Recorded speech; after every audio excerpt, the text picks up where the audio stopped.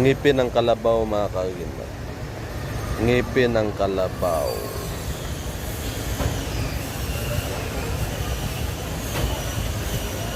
Tested ito sa subukan mga kagimat ng lakas ng katawan. At hindi ka madaling magkakasakit nito. Lagyan natin ito ng sangkap sa loob mga kagimat. Lagyan natin siya ng sangkap para mas malakas siya kumpara sa iba.